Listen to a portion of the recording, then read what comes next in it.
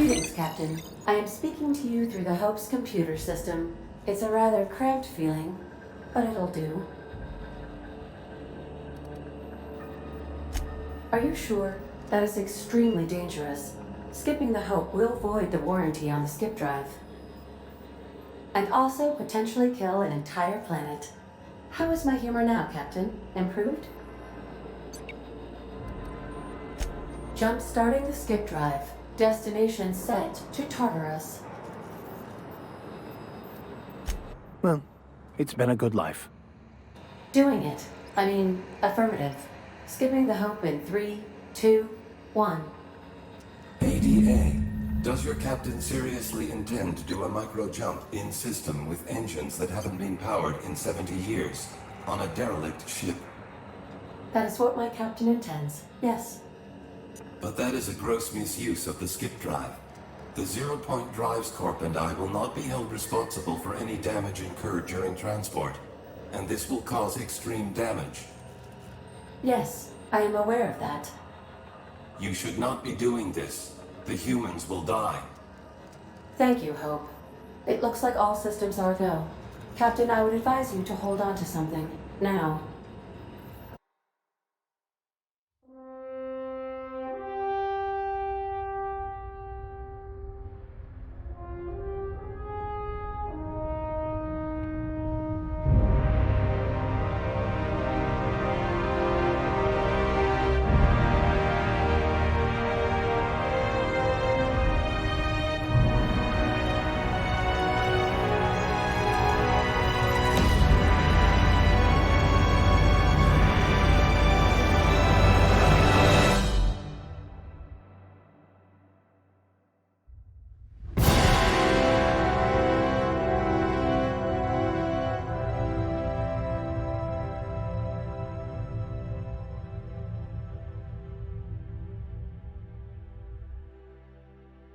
Oh, good.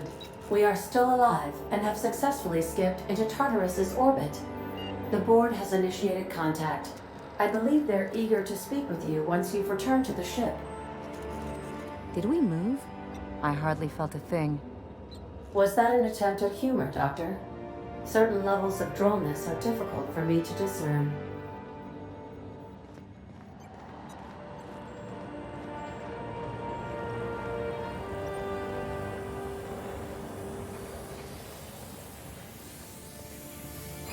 Error. Hope crew data not found. Identify yourself. Error. This unit is not experiencing errors. Error. This unit is functioning correctly. There is no need for the intervention of mechanical engineers. Thank you for your cooperation.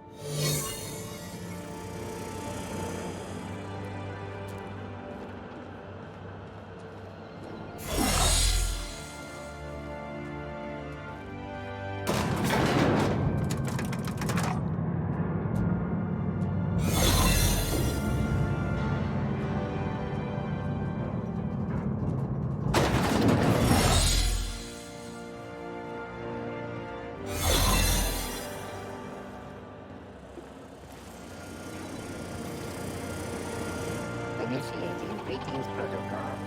Greetings.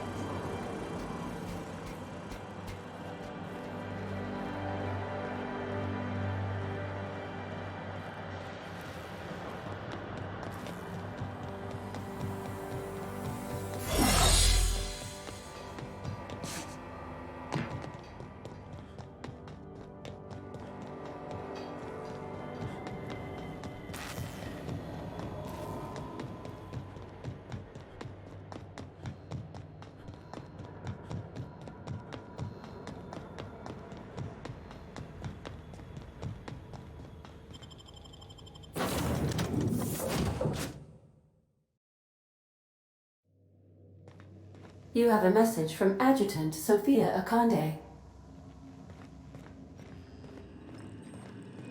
Captain, you have an incoming transmission from Tartarus. Attention, Captain of the Unreliable. This is Chairman Rockwell. I'm on Tartarus and, we need your help. Thanks to your intelligence, we successfully captured Phineas, but he's he somehow turned the tables on us. That crackpot scientist has caused a riot among the prisoners and unpaid laborers.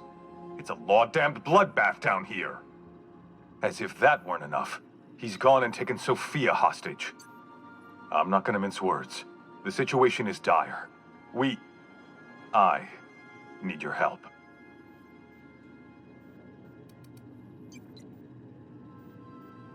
He lost his mind years ago. Do you have any idea how many Hope colonists he's killed for the sake of his science experiments?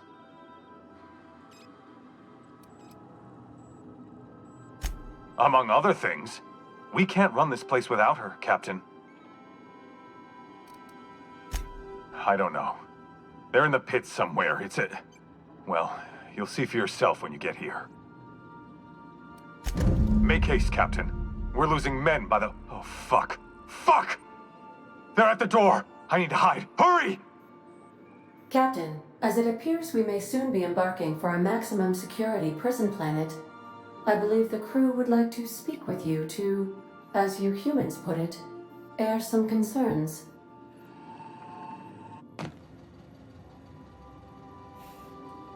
Doc Wells went and started a genuine prison riot. Didn't think the old man had it in him. But what if it's a trick and she means to get rid of us for good? Captain, your service to the board has been invaluable. If you wish to claim your rightful place in Byzantium, you must help them crush the riots in the labyrinth.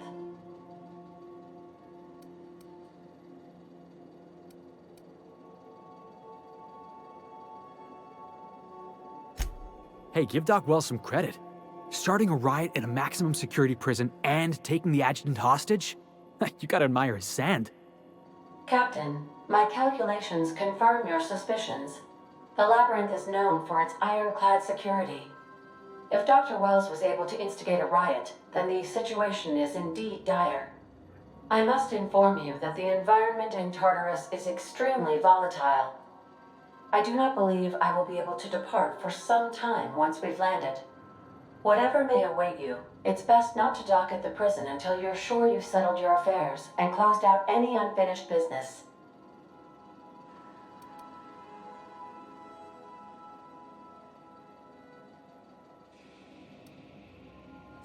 No complaints here. If this works, we'll be set for life. None of that, boss. We got us a job to do. Let's just get it done. For the record, I didn't ask you to.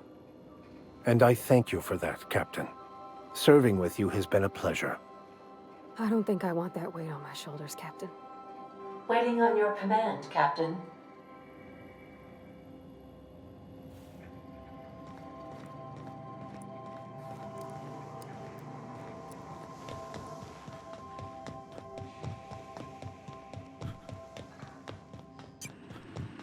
Welcome back, Captain. May luck be with you. Of course, as I am sure you are aware, luck does not exist. But it seems to comfort humans to believe they possess good quantities of it.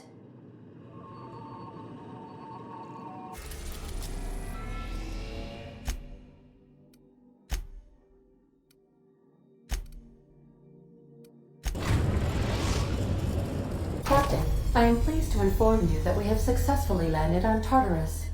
Please be advised that electrical storms on the surface of Tartarus make departure impossible at this time. Resident count is as follows: 3,071. Resident deaths, including but not limited to executions, are as follows: 1,684. Resident escapes are as follows: 0. The interior can be chilly. Take a scarf with you, Captain. I would also ask that you leave your captain's ID with me, in the event that you do not return. Understood. If you die or are incarcerated for life, I can generate a new ID for the next captain. I would prefer if you returned, though. Oh, speak of the devil. Captain, I am receiving a transmission from the prison's docking authority now. You're the backup, right? From Akande? Thank the law you're here. These bloodthirsty sprat bags have no respect for the law. We're pinned down.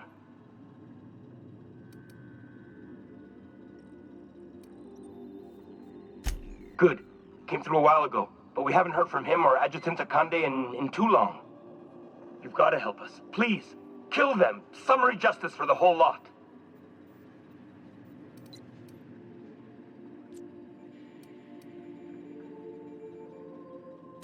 Their biometric ID?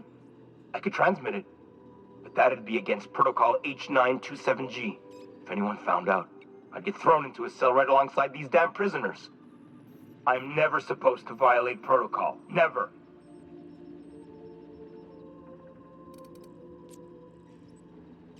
All right, but if anyone gets on my case about this, I'm sending them straight to you. Got it? There, data transmitted. Hope this disguise of yours works. Tartarus security out. Hang on. Is that another ship coming in? I think that's from the groundbreaker. Cripes, did that Tennyson woman really send reinforcements? Between you and the Mardettes, we may be able to retake the docks. Good luck out there, Captain. Transmission terminated. Biometric ID received. Transferring data to external cartridge. How can I be of assistance? I request you do not wake me if I am sleeping upon your return.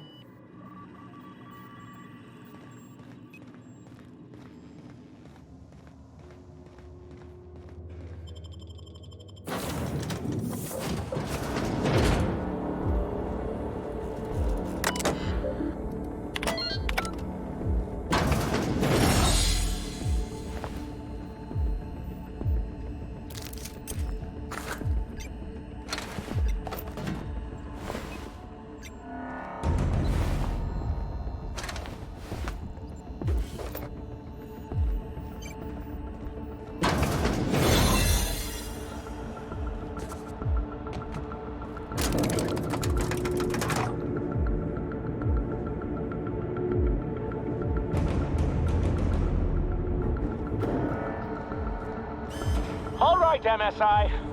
I'm not one for rousing speeches, but the captain needs our help. So get in there and fight!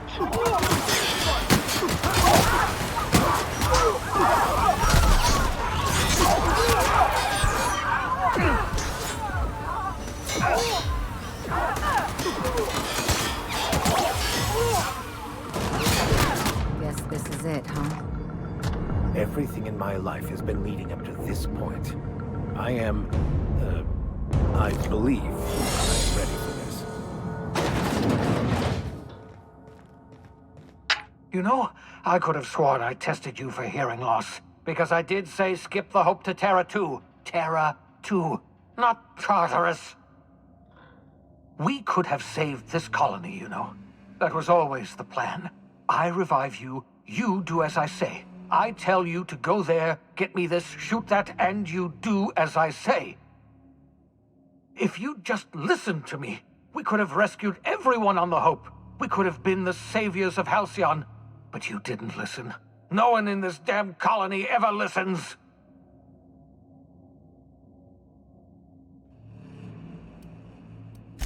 Fighting back! I've released every prisoner in Tartarus. We'll take this prison over, or die in the attempt. We will not go quietly into the night. I knew you were a born leader from the moment I pulled you from your pod. Well, I may not have a band of loyal companions at my back, but I do have a horde of crazed inmates. I don't care how many guns you've brought. If you try and stop me, by law, I'll bloody your damn nose.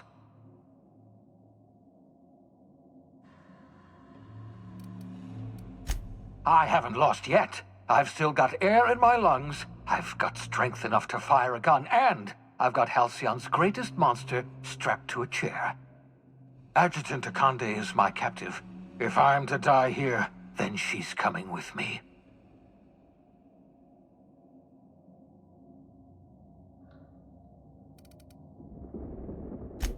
I can't imagine we've got anything left to say.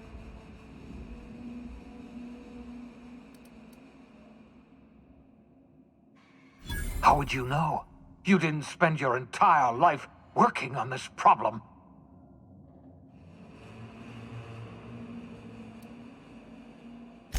I was never proposing reviving the entire ship, not until we knew the colony was stable. All we had to do was revive a few people on the Hope. Scientists, engineers, brilliant minds like you and I. If we can't think of a solution, they will.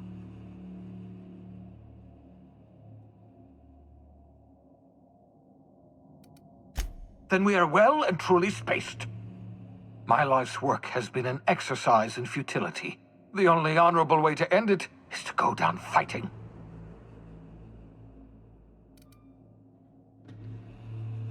Surrender? Oh, I've had a bounty on my head for years. What do you expect will happen if I surrender? Torture, execution. The board has already extracted the secret of reviving colonists from me. I'm no longer useful to them, so they'll make an example of me.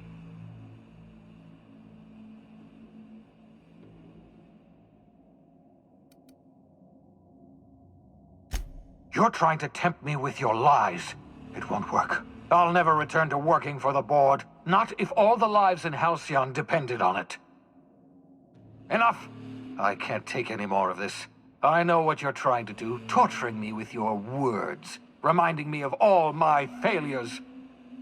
Yes, I failed. There, I've said it. I'm a failure. I failed the colony. I failed myself. I failed you. Congratulations. You've broken me. Does that put a smile on your face, you monster?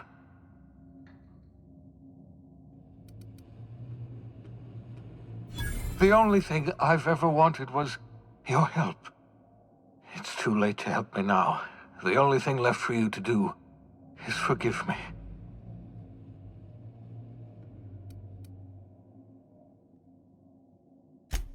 I can't.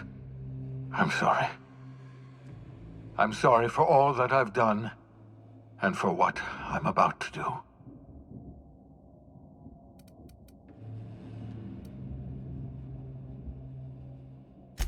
There's no other way this could possibly end.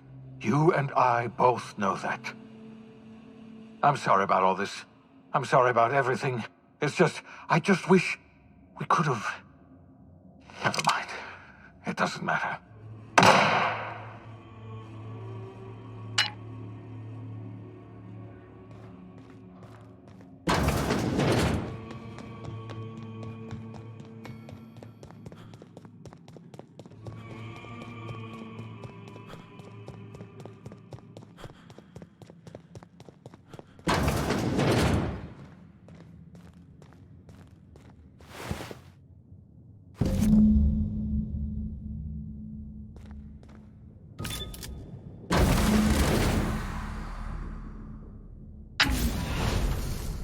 Thank the law you're here. That madman was out of control. At least Wells did you the courtesy of saving you a bullet. I'll have one of my soldiers toss his body out on the surface. And what about you? You aren't hurt, I hope.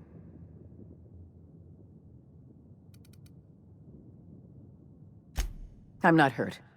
Well, except for my pride. I can't believe that lunatic got the better of me. You've put down the worst riot in our history. Rid the colony of a dangerous madman, and saved my life. The board owes you a tremendous debt. We don't have a moment to lose. We're gonna have to work together to save Halcyon, because the situation is far worse than you imagined.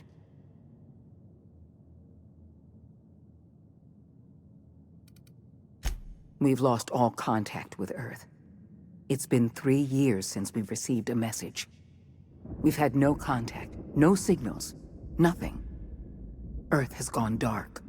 2 years ago, the Earth Directorate's frigate disappeared en route to Earth. We don't know if they ever made it. We don't know if there's an Earth to go back to. They haven't exactly been hands-on around here anyway.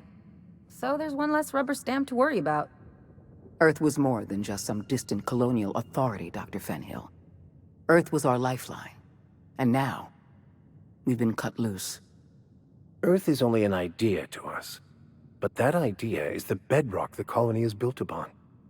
If people were to find out it's gone dark, the shock could be too much to bear. That's precisely why no one else must know the truth.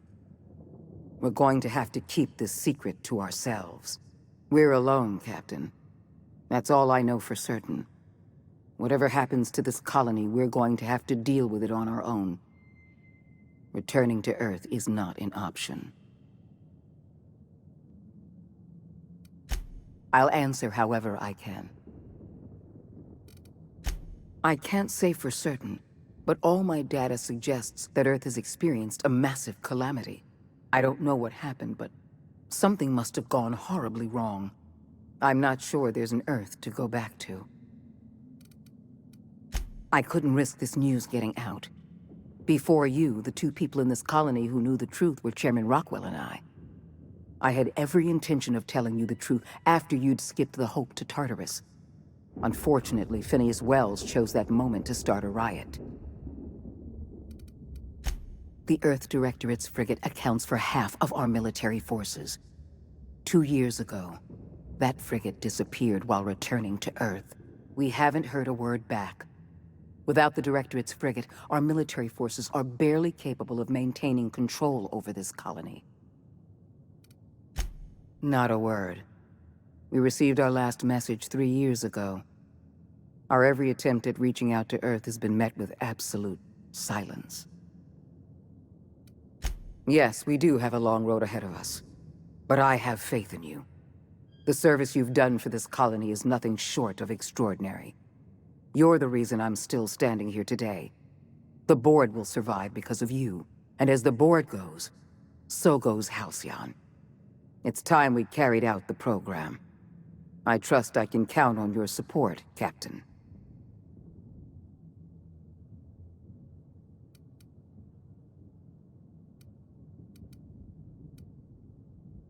I'm pleased to hear that. The program is too important to hand over to the board's bureaucrats. That's why I'd like you to take the helm. I'll see to it that the Lifetime Employment Program operates under your supervision. We'll work together to save this colony. We're on our own now. Earth isn't coming to save us, so we're going to have to save ourselves.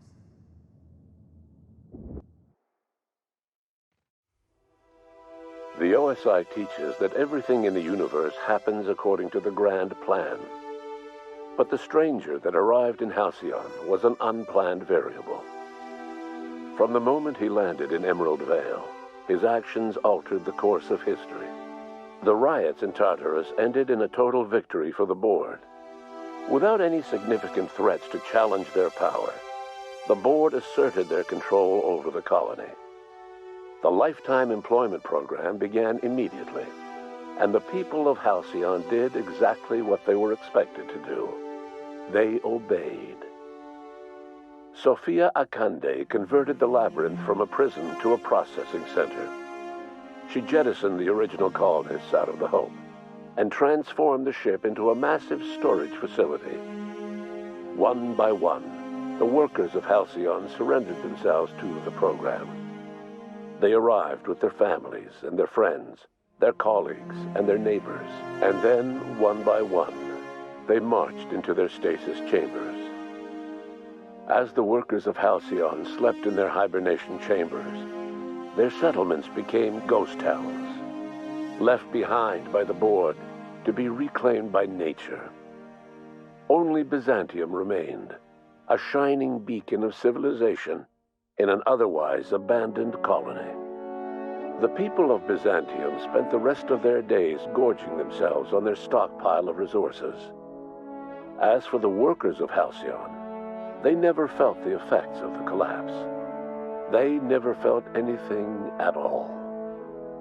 As the board began to enact the Lifetime Employment Program, Sanjar and Zora brought another option to the townships of Terra 2. Many workers joined MSI, bolstering Sanjar's ranks and giving Zora more forces to work with. Though none of Sanjar's policies spread to Byzantium, many smaller townships that might otherwise have been shuttered thrived under his and Zora's combined leadership. Bolstered by her status as savior of humanity, Lilia Hagen ushered sublight salvage to a new golden age. Her company grew bolder and more transparent over time, muddying the line between lawful and criminal for the entire colony. The sublight family would thrive for years to come. Over the years, the ruins of Edgewater caused irreversible environmental damage to the landscape of Emerald Vale. owing largely to the presence of toxic compounds in the town's building materials. As for Edgewater's former workers, their remains provided a source of nourishment for the region's fauna, leading to an explosion in the sprat population. While the groundbreaker remained mechanically stable, the changing times forced Junlei Tennyson to make some difficult calls on behalf of her community. The work of maintaining independence was an uphill climb, and she found herself caving to bad faith compromises with the board. Time will tell if the groundbreaker can endure. As smaller settlements were swallowed up and their workers drafted into the lifetime employment program, Byzantium continued to thrive. While its citizens lived in decadence and extravagance, a small cadre of scientists worked to solve the nutrition crisis that threatened Halcyon. No one else much noticed the townships that disappeared from the map, or the luxuries that slowly lost their luster year by year. Your influence shifted Ellie's perspective. She finally admitted, albeit grudgingly, that she just might need other people. Sometimes. With a steady income from the life insurance payouts, she was finally able to afford a ship of her own. She hired a small crew and flew supply missions to communities on the fringe. Some of them were even legal. As the board reasserted control over Halcyon, Felix came to realize that his life as an upstart rebel had come to an end. The board's victory crushed any hope for a grand revolution across Halcyon. And so Felix, once again, found himself without a purpose in life. And so with nowhere else left to turn, Felix continued to work for his boss, the only person with whom he'd ever belonged. He turned bitter and jaded over the years, but he always did as he was told. As a reward for his part in her courageous rescue, the adjutant invited the vicar known as Max to become one of the leaders of the Order of Scientific Inquiry. But Max had no interest in serving any organization, let alone the OSI, which he knew would never tolerate his heretical theories. Instead, he attempted to minister to the people of Byzantium. They rejected his ideas, being far too satisfied with their own material comforts. Disillusioned, Max gave up and left the city. He was never heard from again. Once the matter with the Hope colonists was resolved, Junlei bashfully asked Parvati if she'd like to join her permanently on the Groundbreaker, and Parvati enthusiastically, if somewhat awkwardly, agreed. As the board began to roll out their lifetime employment program, Parvati was increasingly plagued by dreams of freezing to death, and rarely left their shared quarters. Stymied by dwindling resources, Junlei struggled to keep the Groundbreaker afloat. Their relationship couldn't survive the strain.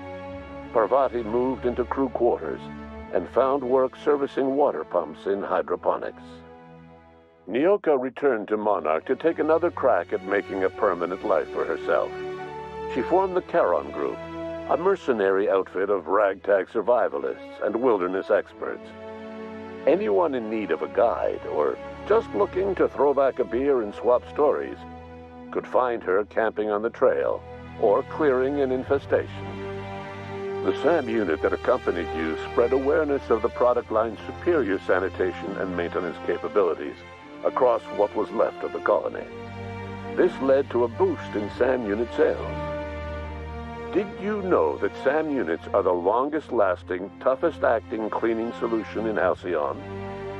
Minister Clark was released from house arrest, and his contact with you gave him a sense of renewed purpose and vigor. Once it became clear that no help would be coming from Earth, he threw his considerable efforts and talents into helping Halcyon manage the crisis before it.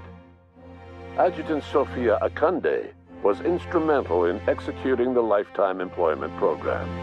While the rest of Byzantium celebrated, Sophia returned to work by partnering with you.